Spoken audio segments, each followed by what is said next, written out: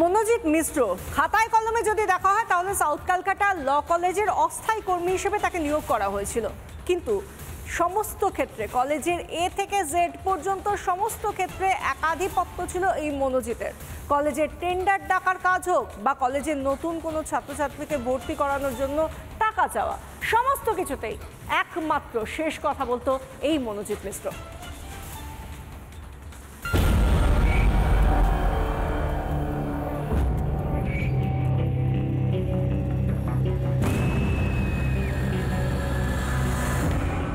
South Calcutta law college, বাইরেই law college, ভেতরে যেন লুট কলেজ।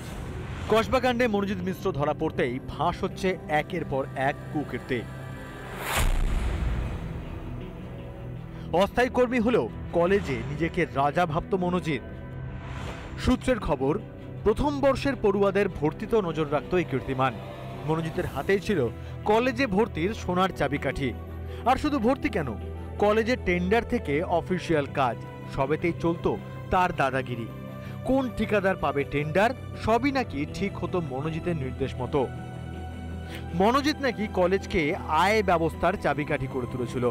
পাস আউটের পরেও কেন কলেজ ছাড়তে চায়নি মনোজিৎ?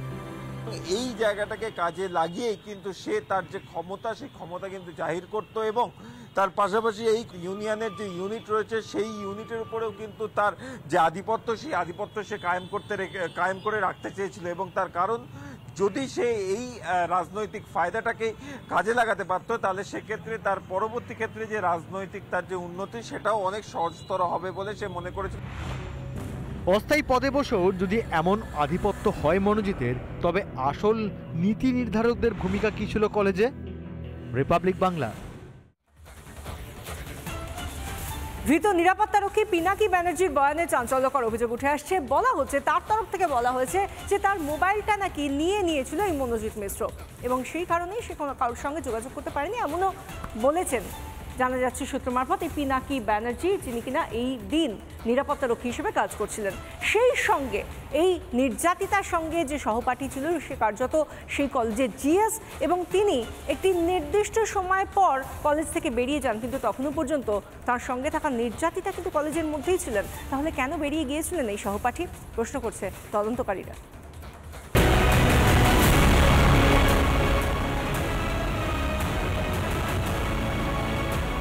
25 জুন সাউথ ক্যালকাটা ল কলেজে ঠিক কি হয়েছিল? কসবা কাণ্ডে ধৃত নিরাপত্তারক্ষীর বয়ানে চাঞ্চল্যকর তথ্য। সূত্রের খবর, ঘটনার মূল অভিযুক্ত মনোজিৎ ও তার সঙ্গীরা নাকি সরাসরি পিনাকি বন্দ্যোপাধ্যায়ের ফোন কেড়ে নেয়, যাতে তিনি বাইরের কারো সঙ্গে যোগাযোগই না করতে পারেন।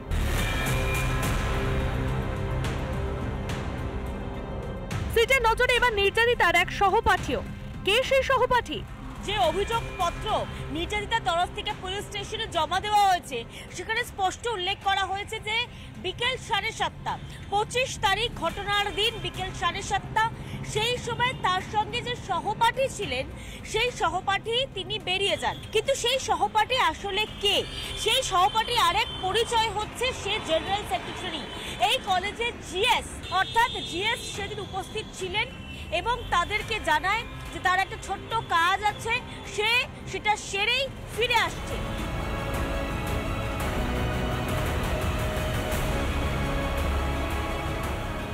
ঘটনার ঠিক আগে জিএস বেরিয়ে গেলেন কেন?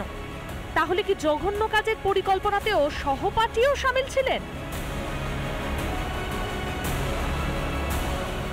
সূত্রের খবর, এসবের মাঝে তদন্তকারীরা সিসিটিভি ফুটেজ খতিয়ে দেখে। তৈরি করেছেন 17 জনের নামের তালিকা। ইতিমধ্যে দুজনকে জিজ্ঞাসাবাদ করা হয়েছে। ঘটনার দিন বিকেলে 4টের পর কেন কলেজে ছিলেন ওই 17 জন জানতে চান তদন্তকারীরা। আর এমন কত মনোজিৎ লুকিয়ে রাজ্যে? অভয়াকাণ্ডের পর কোনো শিক্ষা নেয়নি রাজ্য। তাহলে কি নারীর আবরু বাঁচাতে এবার বিদ্রোহ দরকার? রিপাবলিক বাংলা।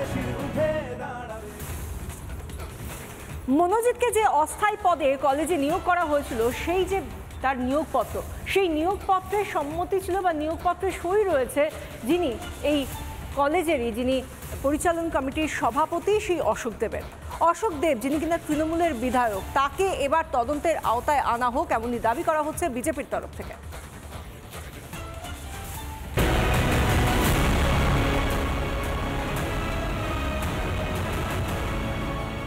দিনের পর দিন দৌরাত্ম, ব্যভিচারের একনায়কতন্ত্র চালিয়েছে মনোজিৎ। ল কলেজের কদর্য ঘটনা জানাজানি হতে প্রশ্ন উঠতে শুরু করে, কিভাবে এত দাপট, কার হাত ছিল ম্যাঙ্গোর মাথায়? অস্থায়ী কর্মী হিসেবে মনোজিৎকে ল কলেজে নিয়োগ করেছিল কর্তৃপক্ষ।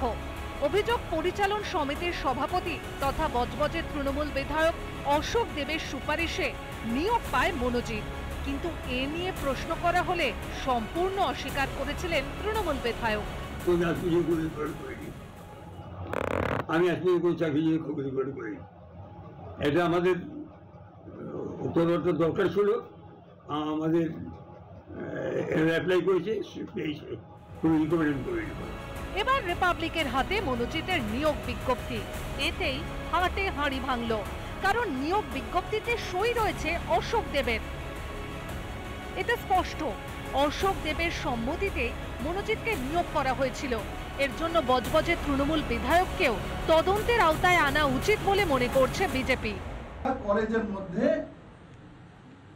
ক্যাজুয়ালি রিক্রুটমেন্ট করেছো, এটা হচ্ছে সবচাইতে বড় অপরাধ। তাহলে তার জন্য আমি আপনাদের মাধ্যমে বলছি পুলিশ প্রশাসনকে যে অশোক দেবকে তার মধ্যে অ্যাকিউজ করা হোক, কারণ উনি এগুলিকে রিক্রুটমেন্ট দিয়েছেন। আলিপুর কোর্টের আইনজীবী হিসেবেই পরিচিত মনোজিৎ। বার কাউন্সিল থেকে তার নাম বাদ দেওয়ার জন্য ইতিমধ্যে কাউন্সিলকে চিঠি পাঠিয়েছেন ল কলেজের পড়ুয়ারা। তৃণমূল ছাত্রনেতার বিরুদ্ধে এও অভিযোগ, কলেজের ছাত্র ভর্তির ক্ষেত্রেও রীতিমতো হস্তক্ষেপ করত মনোজিৎ ওরফে ম্যাঙ্গো। এই অভিযোগ যেন সত্যি প্রমাণ হচ্ছে আরও একটি বিষয়ে।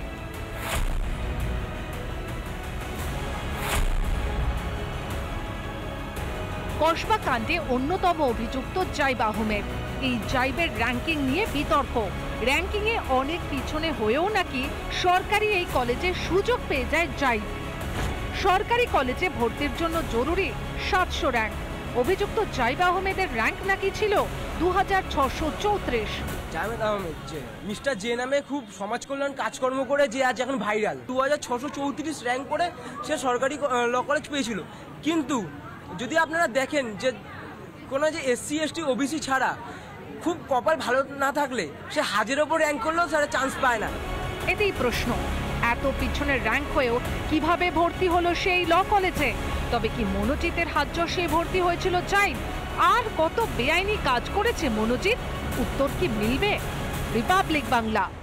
নানা ধরনের কন্টেন্ট দেখার জন্য লাইক করুন, শেয়ার করুন আমাদের ফেসবুক পেজ, সাবস্ক্রাইব করুন আমাদের ইউটিউব চ্যানেল। পাশাপাশি অন্যান্য ব্রেকিং নিউজের জন্য অবশ্যই চোখ রাখুন রিপাবলিক বাংলায়।